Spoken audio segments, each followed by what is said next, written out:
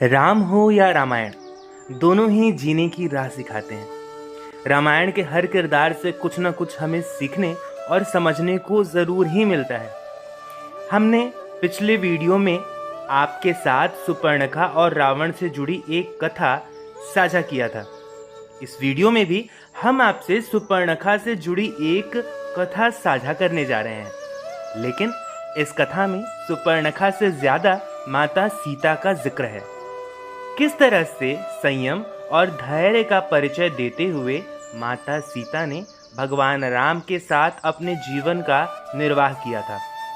ऐसा कहते हैं कि शायद भगवान राम से ज्यादा माता सीता के पास धैर्य था।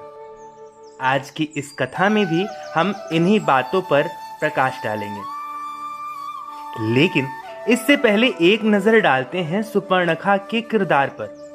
आखिर कौन थी सुपर्णखा?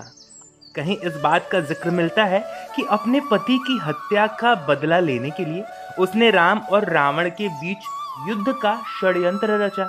तो कहीं यह पढ़ने को मिलता है कि वह सचमुच चाहती थी कि राम उसके पति बन जाए और उससे विवाह कर लें, लेकिन सच्चाई तो केवल काल को ही अवगत है। वैसे भी सनातन धर्म में कथाओं का कोई अंत नहीं है, लेकिन इन कथाओं को आप कहीं से भी झुठला नहीं सकते, क्योंकि हमारा सनातन धर्म ही कहता है कि हरि अनंत हरि कथा अनंता, कह ही सुनहि बहुविधि सब संता।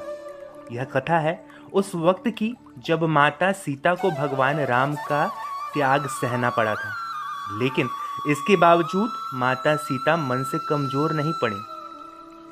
उन्होंने अपने जीवन को उसी तरह स्वीकार किया था जिस तरह से वक्त ने उन्हें जीने की राह दिखाई।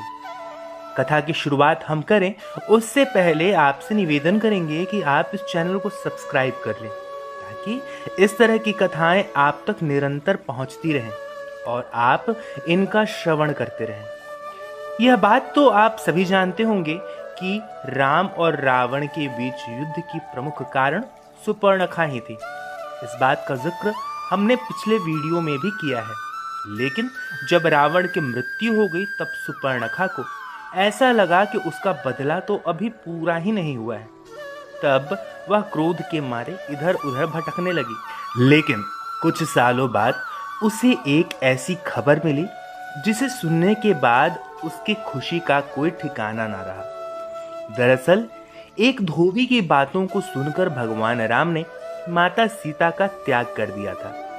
इस कथा को आप ऊपर दिख रहे कार्ड लिंक पर जाकर सुन सकते हैं। जब माता सीता अपने महल को छोड़कर वन को चली गई, तब वहां उन्हें वाल्मीकि ऋषि मिले, जिन्होंने माता सीता को अपने आश्रम में आश्रय दिया। इस दौरान माता सीता गर्भवती थी। वह शांति पूर्वक वाल्मीकि ऋषि के आश्रम में रहने लगी, लेकिन माता सीता के इस आश्रम में रहने की जानकारी तो सुपर्णखा को पहले ही लग चुकी थी।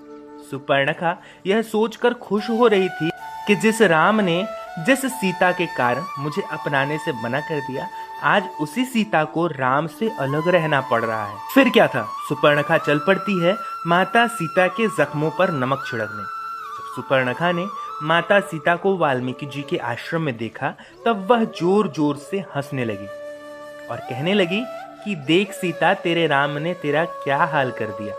ये दशरथ पुत्र किसी के अपने न हुए। गर्भावस्था में भी राम ने तुझ पर तरस न खाई, तुझे अपने महल से निकाल दिया।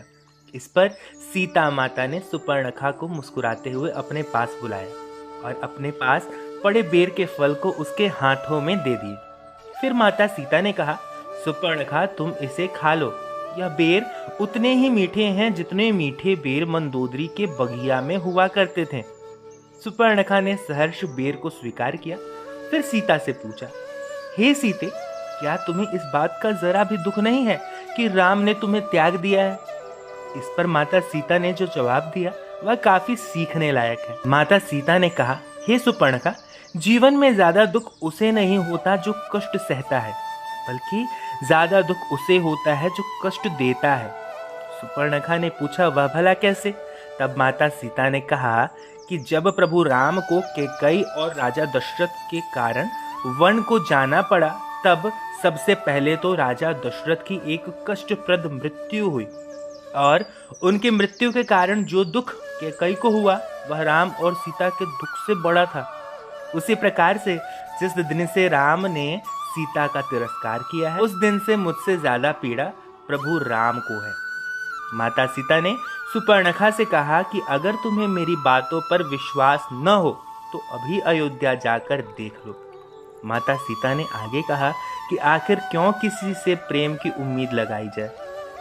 अगर कोई आपको प्रेम नहीं कर रहा है, इसमें आपकी गलती नहीं है, लेकिन आप किसी को प्रेम नहीं दे पा रहे हैं तो इसमें आपकी गलती है।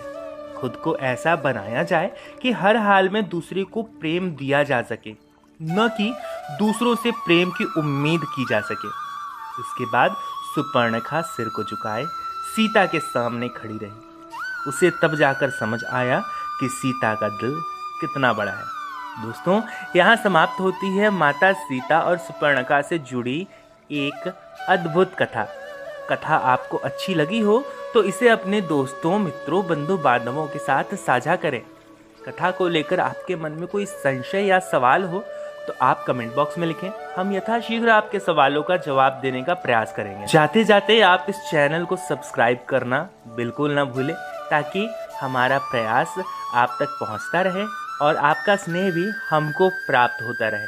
अब अगले वीडियो तक के लिए दीजिए हमें इजाजत। हमारे सभी साथियों को हरे कृष्णा।